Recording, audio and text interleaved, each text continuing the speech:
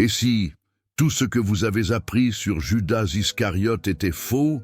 Et si le plus grand méchant de l'histoire du christianisme n'était pas un traître, mais l'un des disciples les plus fidèles? Et si l'Église avait délibérément inversé l'histoire pour créer un bouc émissaire, Rudolf Steiner, grâce à ses investigations dans les archives akashiques, a accédé à des informations sur cette nuit à Jérusalem qui contredisent complètement le récit officiel.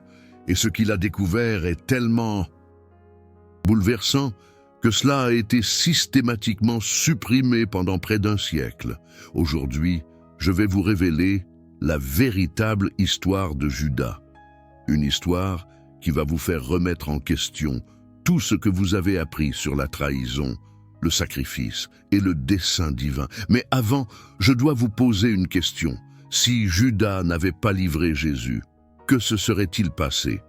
Pensez-y un instant. Sans la livraison de Jésus aux Romains, il n'y aurait pas eu d'arrestation sans arrestation. Il n'y aurait pas eu de procès sans procès. Il n'y aurait pas eu de crucifixion sans crucifixion. Il n'y aurait pas eu de résurrection. Et sans résurrection, il n'y aurait pas eu de christianisme. Tout l'édifice de la foi chrétienne, avec ses 2 milliards de fidèles à travers le monde, se fonde sur un événement qui n'a été possible que grâce à Judas.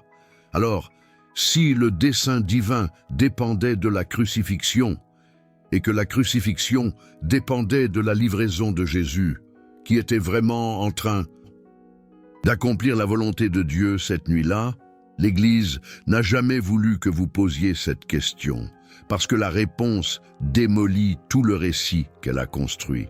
Steiner expliquait que pour comprendre Judas, il faut d'abord comprendre ce qui se passait vraiment à ce moment de l'histoire humaine, le Christ cosmique, une force divine de proportions inimaginables, avait choisi de s'incarner dans un corps humain. Cette incarnation n'était pas un accident, elle faisait partie d'un plan cosmique élaboré il y a des millénaires, un plan qui exigeait un sacrifice spécifique à un moment spécifique. La crucifixion devait arriver. C'était la seule façon de fusionner le corps éthérique du Christ avec le corps éthérique de la terre. Cette fusion changerait à jamais l'évolution spirituelle de l'humanité. Mais pour que cela se produise, quelqu'un devait jouer le rôle le plus difficile. Quelqu'un devait livrer Jésus. Et cette personne savait exactement ce qu'elle faisait. Steiner a accédé aux archives akashiques, qui sont comme une bibliothèque cosmique où tous les événements de l'histoire sont enregistrés dans une sorte de mémoire universelle. Grâce à cette investigation, il a découvert que Judas n'était pas un traître, motivé par la cupidité. Judas était le disciple qui comprenait le plus profondément la mission du Christ. Il savait que le Maître devait mourir. Il savait que la crucifixion était nécessaire. Et il a accepté de porter le poids d'être haï pour toute l'éternité. Afin que le plan divin s'accomplisse, ce n'est pas de la trahison, c'est le plus grand sacrifice qu'un être humain puisse faire. Sacrifier non seulement sa vie, mais sa réputation, sa mémoire, sa place dans l'histoire. Accepter d'être appelé traître par des milliards de personnes pendant des millénaires, sachant qu'il faisait la volonté de Dieu. Maintenant, je veux que vous absorbiez vraiment la magnitude de ce sacrifice. Imaginez que vous sachiez que vous pourriez sauver des millions de vies. Mais pour cela, vous devriez être considéré comme le plus grand méchant de l'histoire. Votre nom deviendrait synonyme de trahison. Vos descendants porteraient la honte. Personne ne connaîtrait jamais la vérité. Le feriez-vous? Judas l'a fait. Maintenant, pourquoi l'Église a-t-elle eu besoin d'inverser cette histoire? Steiner était très clair à ce sujet. L'Église naissante avait besoin d'un méchant. Elle avait besoin de quelqu'un à blâmer. Elle avait besoin d'un exemple de ce qui arrive quand on trahit le Christ. Judas était parfait pour ce rôle. Mort, il ne pouvait pas se défendre. Sa famille et ses disciples ont été réduits au silence ou éliminés. Et le récit a été façonné pour servir les intérêts de l'institution. Mais il y a plus. Judas était juif et l'Église surtout après le concile de Nicée en 325, s'éloignait de ses racines juives. Créer un méchant juif qui trahit le Christ servait un but politique. Cela justifiait des siècles d'antisémitisme à venir. Steiner considérait cette manipulation comme l'un des plus grands crimes spirituels de l'histoire. Non seulement elle a déformé la vérité sur un homme, mais elle a utilisé cette distorsion pour justifier la persécution et la mort de millions de personnes. L'antisémitisme européen, qui culminera avec l'Holocauste, a été en partie alimenté par ce récit de Judas comme le juif traître. Chaque pogrom, chaque ghetto, chaque persécution avait dans l'histoire de Judas une justification subliminale. C'est quelque chose que l'Église n'a jamais complètement admis, la responsabilité qu'elle porte pour avoir créé ce récit destructeur. Et ce n'est pas seulement le nom de Judas qui a été détruit, c'est la possibilité de comprendre la nature véritable du sacrifice. C'est la chance de comprendre que l'amour prend parfois des formes qui semblent être son opposé. Steiner déplorait profondément cette distorsion, parce qu'elle nous a privés de l'une des plus grandes leçons spirituelles de l'histoire, la leçon que le véritable serviteur de Dieu peut sembler, aux yeux du monde, un ennemi de Dieu, la leçon que les apparences sont terriblement trompeuses sur le plan spirituel, la leçon que juger est l'un des plus grands obstacles à la croissance de l'âme. Maintenant, laissez-moi vous raconter ce que Steiner a découvert sur cette nuit spécifique au jardin de Gethsémani. Dans les évangiles, l'histoire est racontée de manière à faire paraître Judas comme un traître mesquin. Il reçoit 30 pièces d'argent. Il identifie Jésus avec un baiser et puis disparaît dans la nuit. Mais Steiner a vu quelque chose de complètement différent dans les archives akashiques.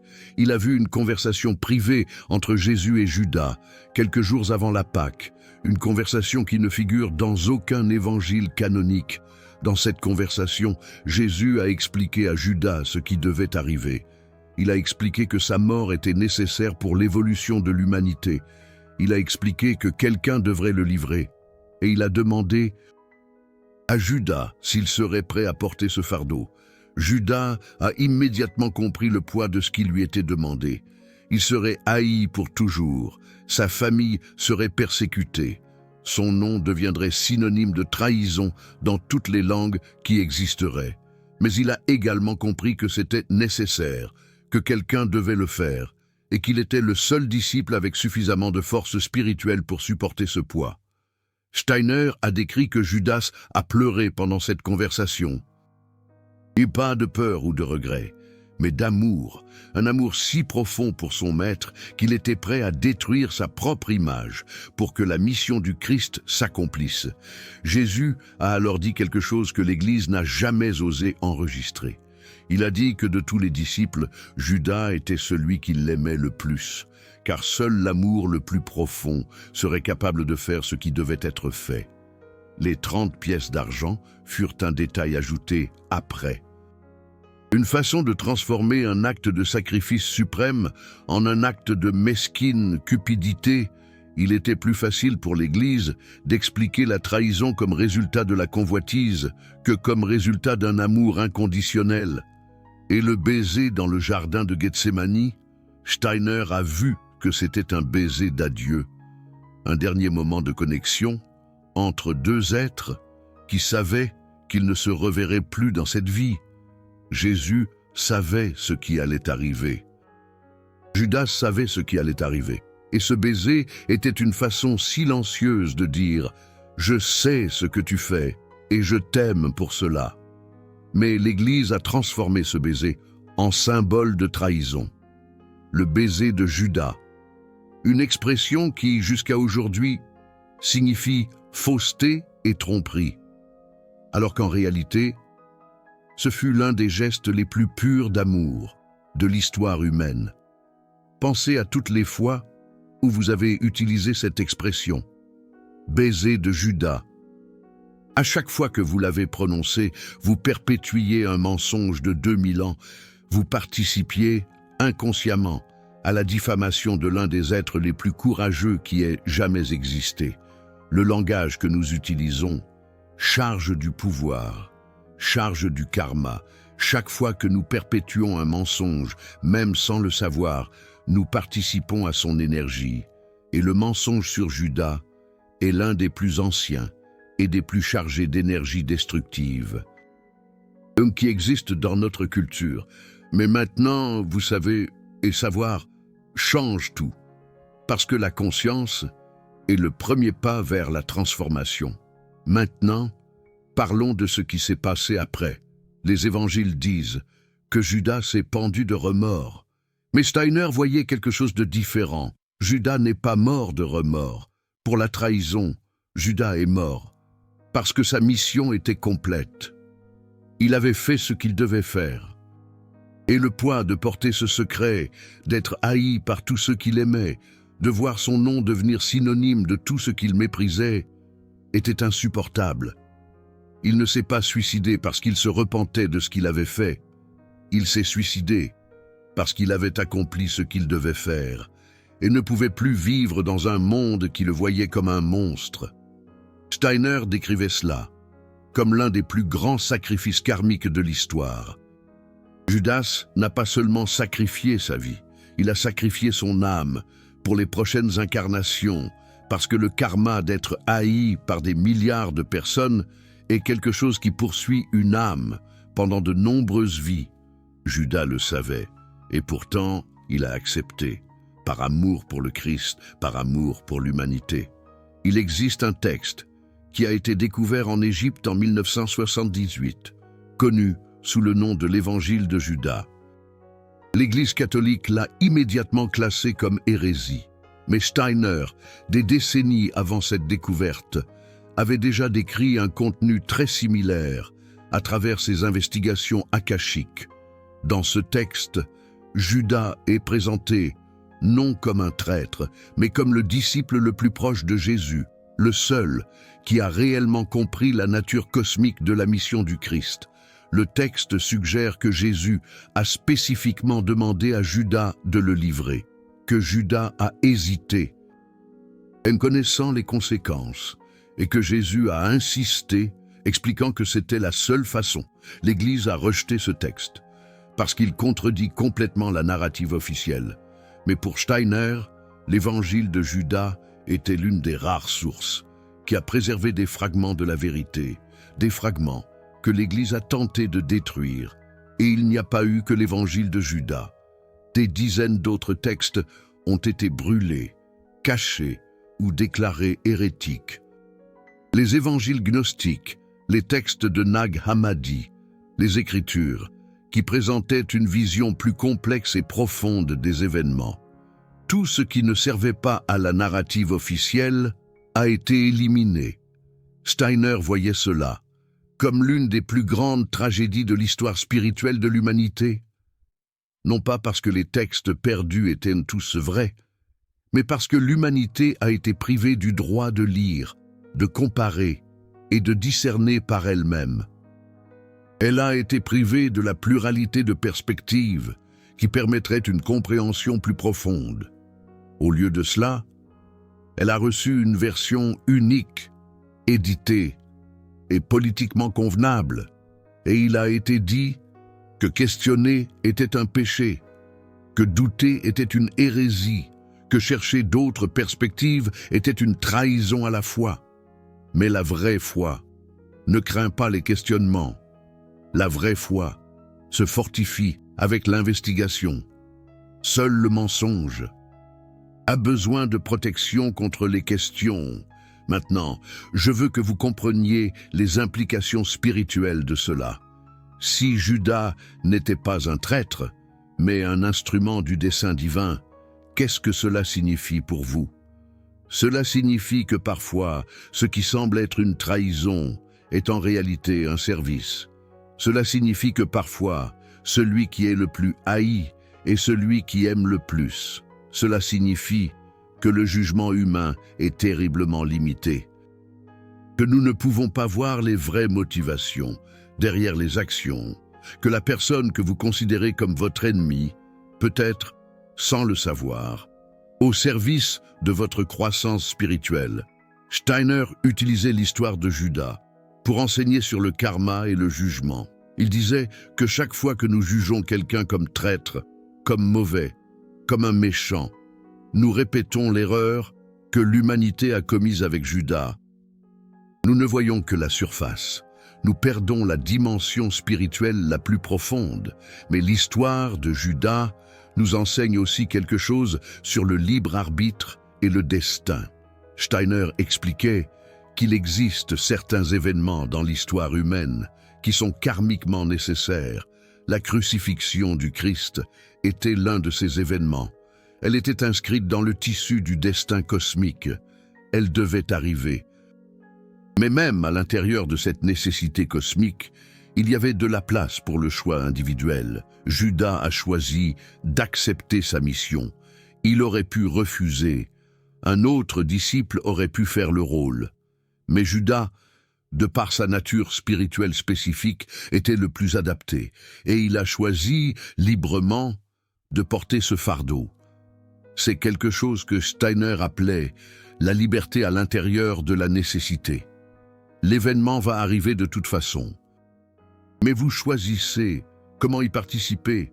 Judas a choisi de participer consciemment, avec pleine connaissance des conséquences. Cela fait de lui non pas une marionnette du destin, mais un collaborateur conscient du dessein divin. Maintenant, je veux parler de quelque chose que Steiner considérait comme crucial, la relation entre Judas et les forces d'Ahriman et Lucifer. Dans la vision anthroposophique, ces deux forces cosmiques influencent constamment l'humanité. Lucifer tente de nous entraîner vers l'escapisme spirituel, vers des expériences extatiques qui nous déconnectent de la réalité. Ahriman tente de nous emprisonner dans la matière, dans le matérialisme, dans la négation du spirituel. Christ est le point d'équilibre entre ces forces. Et Judas, selon Steiner, était particulièrement sensible à l'influence ahrimanique, non pas parce qu'il était faible ou mauvais, mais parce que sa mission exigeait qu'il se rapproche de ses forces. Livrer le Christ aux Romains signifiait temporairement servir les forces, qui voulaient détruire la mission christique.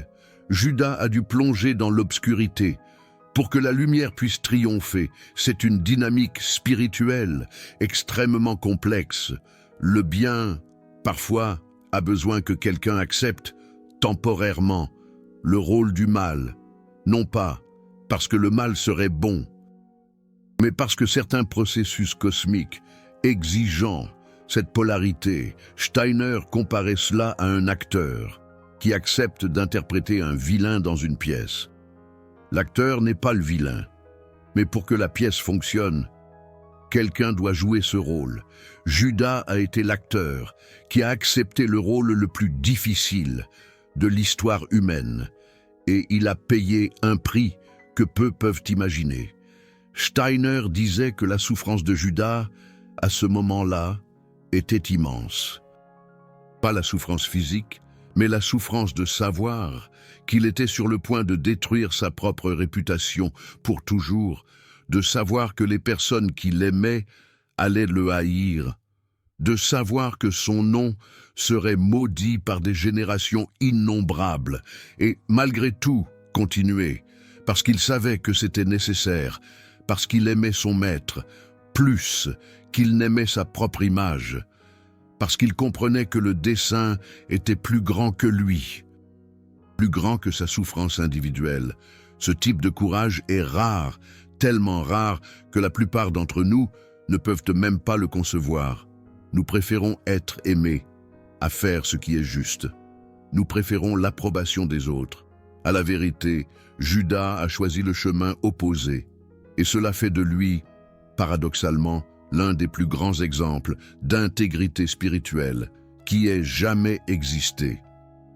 Permettez-moi maintenant de parler des implications pratiques de cette révélation pour votre vie spirituelle.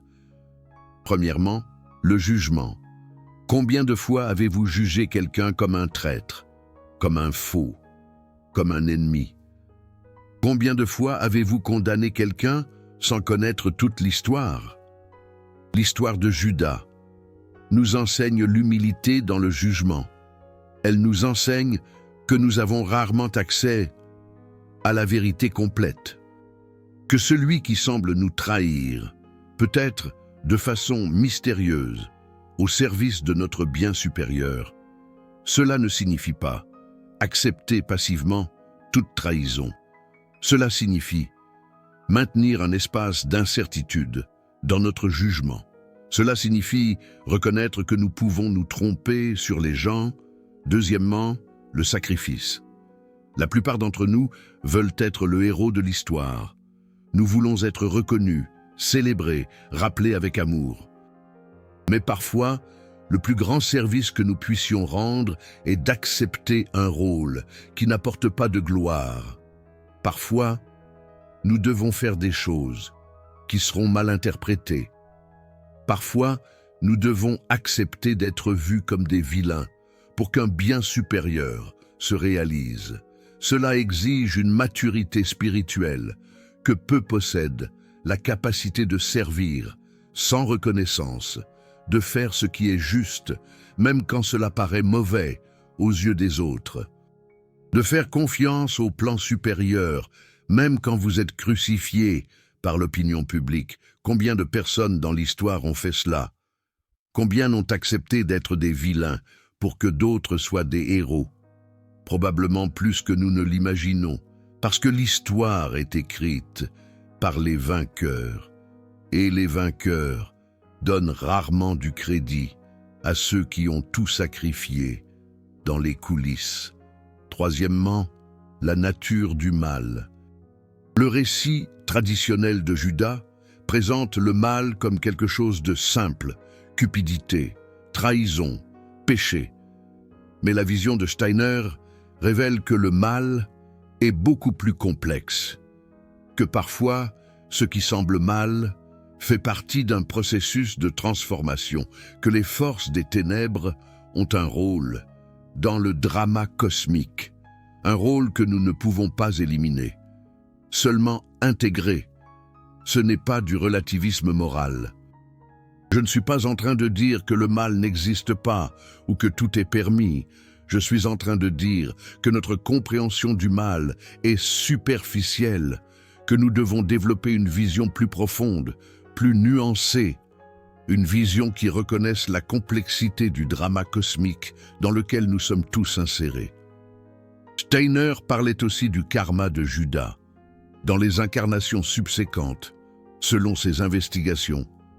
L'âme qui fut Judas a traversé un processus karmique extrêmement intense, incarnation après incarnation, portant le poids de la haine collective, de l'humanité, étant reconnue à un niveau inconscient, comme le traître, expérimentant le rejet et la persécution, sans comprendre complètement pourquoi, mais Steiner voyait aussi que ce karma était graduellement transformé, que l'âme de Judas était purifiée à travers cette souffrance, et qu'éventuellement, quand la vérité viendra à la lumière, il y aura une grande réconciliation. L'humanité reconnaîtra le sacrifice de Judas, et le karma de haine sera transmuté en gratitude. Imaginez la magnitude de cette réconciliation. 2000 ans de haine accumulée, se transformant en 2000 ans de gratitude. L'énergie négative qui a été dirigée vers Judas étant alchimiquement transmutée en reconnaissance de son sacrifice. Steiner décrivait cela comme l'un des plus grands événements de guérison karmique que l'humanité expérimentera. Une guérison qui commence avec des personnes comme vous, des personnes qui sont disposées à reconsidérer ce qu'elles ont toujours accepté comme vérité, des personnes qui ont le courage de changer d'avis quand elles sont confrontées à de nouvelles informations, des personnes qui valorisent la vérité plus que le confort de leurs croyances établies. C'est quelque chose que Steiner espérait, qui se produirait dans l'ère actuelle, l'ère où les vérités cachées commencent à émerger, l'ère où l'humanité développe un discernement suffisant pour voir au-delà des narrations officielles. Vous, qui regardez cette vidéo, faites partie de ce processus. Chaque personne qui connaît la véritable histoire de Judas contribue à la dissolution du karma collectif, de jugements injustes. Chaque esprit qui s'ouvre à cette possibilité aide à guérir une blessure de 2000 ans. Maintenant, je veux aborder une question qui est certainement dans votre esprit. Si l'histoire de Judas a été inversée, combien d'autres histoires l'ont aussi été? Steiner était catégorique. Beaucoup. L'histoire officielle du christianisme, spécialement comme elle a été fixée après le concile de Nicée, est une version éditée, censurée et politiquement convenable des événements réels. Des textes ont été détruits, des voix ont été silencieuses, des narrations ont été modelées pour servir au pouvoir. Cela ne signifie pas que tout dans la Bible est faux, mais cela signifie que nous devons lire avec discernement. Nous devons questionner, nous devons rechercher les vérités qui ont été cachées sous les vérités officielles.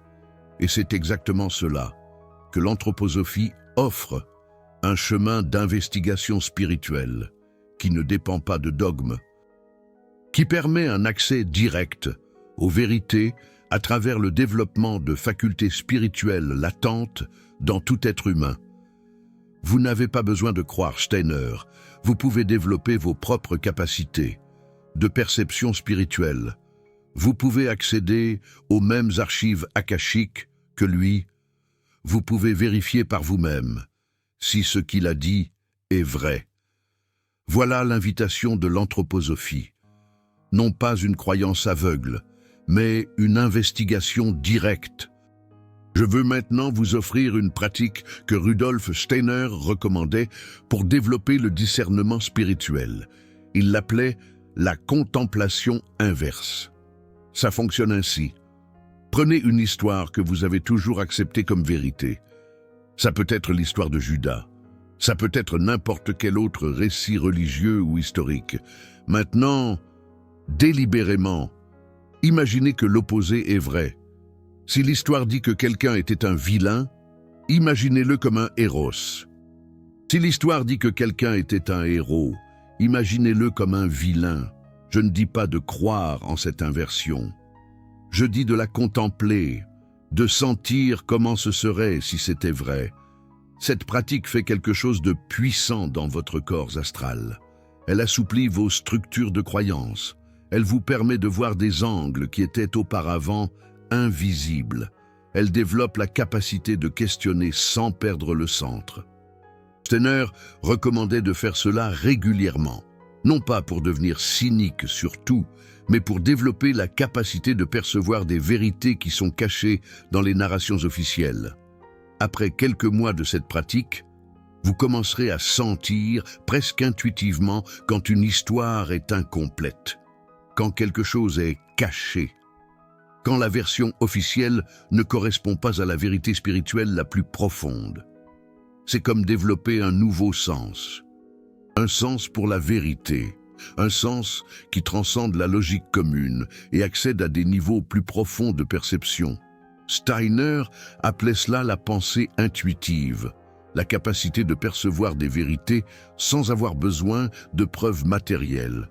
Ce n'est pas de l'irrationalité. C'est une forme supérieure de rationalité qui inclut des dimensions que la pensée commune ignore. Et cette capacité peut être développée par n'importe qui. Ce n'est pas un don spécial pour quelques élus. C'est une faculté latente en tout être humain. Une faculté que notre éducation matérialiste systématiquement atrophie, mais que des pratiques comme la contemplation inverse peuvent réveiller à nouveau. Il y a aussi une leçon ici sur comment fonctionnent les institutions humaines. L'Église n'est pas la seule à distordre les narrations. Toute institution qui cherche le pouvoir fait cela. Les gouvernements font cela. Les entreprises font cela. Même les familles font cela.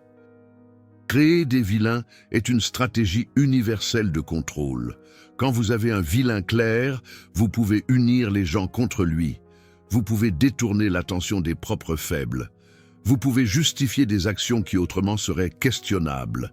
Judas a été le vilain parfait pour l'Église naissante, et des millions de personnes ont souffert à cause de cette narration fabriquée.